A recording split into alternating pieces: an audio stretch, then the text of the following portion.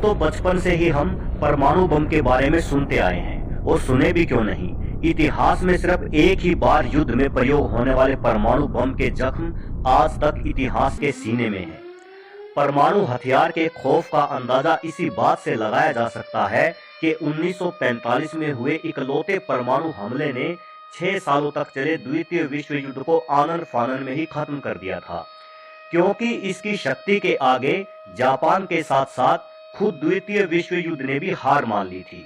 और ये भी परमाणु बम के खौफ का ही असर है कि 1945 के बाद कोई भी बड़ा युद्ध नहीं हुआ है, क्योंकि युद्ध से कितनी भयंकर हानि हो सकती है और युद्ध कितना अमानवीय हो सकता है, ये लोगों को परमाणु बम ने ही समझाया था।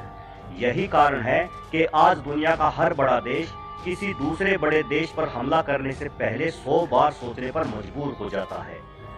लेकिन दोस्तों, ऐसा भी नहीं है कि अब फिर से दुनिया में कभी परमाणु बम का इस्तेमाल हो ही नहीं सकता। असल में इस पूरी दुनिया में जितने भी जीवों को प्रकृति ने बनाया है, उनमें से हम यानी मनुष्य सबसे हिंसक जीव है। हमें जो भी उपहार इस प्रकृति ने दिया है, उसी का इस्तेमाल हमने प्रकृति को नष्ट करने में किया है। और आप मेरा यकीन मानिए कि इस बात की संभावना बहुत ही ज्यादा है कि आपके इसी जीवन काल में आपको एक परमाणु हमला देखने को मिले। तो दोस्तों, वैसे तो मैं भी आप लोगों की तरह ही हमेशा भगवान से यह अभिलाषा करता रहूंगा कि हमारी पृथ्वी को फिर से कभी परमाणु हमले का दर्द ना झेलना पड़े। लेकिन दोस्तों, अगर ऐसा हुआ तो इस स्थिति में आपको क्या करना चाहिए, ये जान लेना भी आपके लिए बहुत जरूरी है।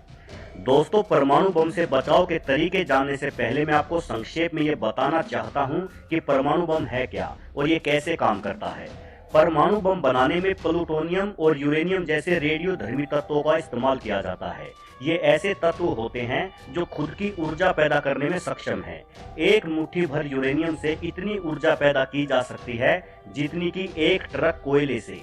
विस्फोटक के तौर पर इस्तेमाल करने से 1 किलो वजनी परमाणु बम इतना ही घातक होता है जितना कि 10 लाख किलो वजन का कोई साधारण बारूद वाला बम।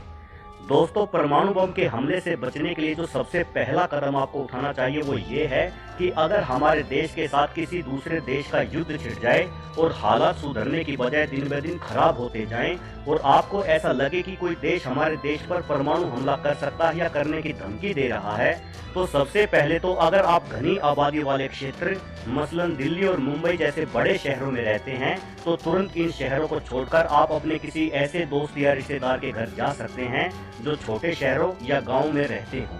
क्योंकि इतना तो तय है कि जब भी कभी परमाणु हमला होगा तो किसी बड़े शहर पर ही होगा, क्योंकि दुश्मन देश ये चाहेगा कि वो हमारे देश का ज्यादा से ज्यादा नुकसान कर सके। ऐसे किसी शहर पर जहां कोई ऐतिहासिक इमारत वगैरह है, जैसे कि आगरा जैसे शहर पर भी परमाणु हमला होने के आसार ज्यादा होंगे। तो सबसे पहले तो आपको यही कोशिश करनी चाहिए कि आप ऐसे किसी भी शहर से दूर चले जाएं। दुनिया के कई बड़े देश आजकल अपने बड़े शहरों में ऐसे शेल्टर बना रहे हैं जिन पर परमाणु बम बेअसर साबित होंगे। इन शेल्टरों में वहां के निवासी परमाणु हमले की दशा में शरण लेकर अपनी जान बचा सकते हैं। लेकिन भारत में ऐसे शेल्टर सिर्फ आर्मी के लिए हैं, जहां पर युद्ध के दौरान सिर्फ देश के बड़े वीआईपी नेताओं को ही शरण मिलेगी।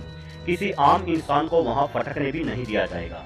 ऐसे में अगर आपके शहर में अंडरग्राउंड मेट्रो स्टेशन है तो परमाणु हमले के दौरान वे आपके लिए जीवनदायी साबित हो सकते हैं, क्योंकि ये स्टेशन काफी गहरे और मजबूत बने हुए हैं और इन पर परमाणु बम बेअसर साबित होंगे। दोस्तों, अगर परमाणु बम आपकी लोकेशन के 5 किलोमीटर के अंदर अंदर गिराया गया है तो आप फौरन ईश्वर को याद कर लें और अपने द्वारा किए गए सभी पापों की क्षमा मांग लें, क्योंकि अगले 3 सेकेंडों के अंदर अंदर ही आपका अस्तित्व भाप बनकर उठ जाएगा। अगर परमाणु हमले से आपकी लोकेशन 5 किलोमीटर से ज्यादा है तो आप बच सकते हैं। धमाका सुनाई देने के बाद अगर आपके पास कोई बेसमेंट हो तो जितनी जल्दी हो उस बेसमेंट में शरण लें। बेहतर होगा कि आप सीढ़ियों पर से उतरे नहीं बल्कि सीधी छलांग लगा दें, क्योंकि बेसमेंट में पहुंचने के लिए आपके पास ज्यादा से ज्यादा 5 से 10 सेकंड्स का ही समय होगा। बेसमेंट में पहुंचने पर आप जमीन पर उल्टा लेट जाएं। अपने दोनों हाथों को सिर पर रखते हुए कानों को ढक लें, क्योंकि जल्द ही आपको एक और जोरदार धमाका सुनाई देगा जो पहले वाले धमाके से 100 गुना ज्यादा ताकतवर होगा। इस धमाके से जमीन में भूकंप जैसी स्थिति या जोरदार कंपन पैदा होगा। ये धमाका इतना शक्तिशाली होगा कि सैकड़ों इमारतें धुआं बनकर उड़ जाएंगी। अगर आप किसी गहरे बेसमेंट में हैं तो हो सकता है कि आपका बेसमेंट भी तबाह हो जाए, लेकिन अगर खुशकिस्मती से दूसरा धमाका होने के बाद भी आप सही सलामत हैं तो अब आपका सामना होगा आसमान से बरसते मलबे यानी फॉलआउट और रेडिएशन से। ऐसे में आप तुरंत अपने कपड़े उतार दें। इसके बाद अगर आप जख्मी हैं तो फर्स्ट एड किट का उपयोग करें और सही सलामत हैं तो तुरंत स्नान करें ताकि फॉलआउट और रेडिएशन के बचे खुचे असर से खुद को यथाशीघ्र बचा सकें। अभी भी आप किसी भी सूरत में बाहर निकलने की भूल ना करें, क्योंकि बाहर हानिकारक रेडिएशन के साथ साथ तेज धमाके की वजह से बेहद विनाशकारी तूफान भी आ चुका होगा। आपको लगभग 1 महीने तक इसी बेसमेंट में अपनी पनाहगाह बना के रखनी होगी। इस दौरान आप जितना भी हो सके कम से कम खाएं और कोशिश करें कि अपना ज्यादातर समय सोकर गुजारें। बाहर की दुनिया से संपर्क करने के लिए आप किसी रेडियो का सहारा लें और हिम्मत कभी भी ना हारें। अगले कुछ दिनों में आप रेडिएशन का शिकार हो सकते हैं, जिसमें आपको बुखार, उल्टियां, दस्त या घुटन हो सकती है। अगर आपके पास पैरासीटामोल या कोई और दवाई है तो आप उनका इस्तेमाल कर सकते हैं। परमाणु धमाके के ज्यादा से ज्यादा 5 से 7 दिनों के अंदर मददगारी और फौजी दस्ते आपके इलाके में पहुंच जाएंगे।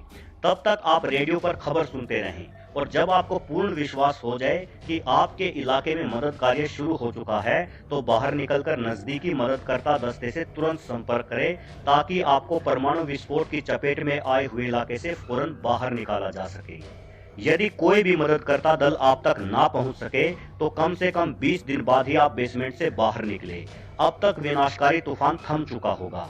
बाहर निकलने के बाद आपको एहसास होगा कि लाखों में से सिर्फ आप ही जिंदा बचे हैं। अब आप जितना भी जल्दी हो सके उस इलाके को छोड़ दें और रेडिएशन खत्म होने के बाद ही उस इलाके में वापस आएं। तो दोस्तों, आज की इस वीडियो में बस इतना ही। भगवान ना करे कि कभी हम में से किसी एक के साथ ऐसे हालात हों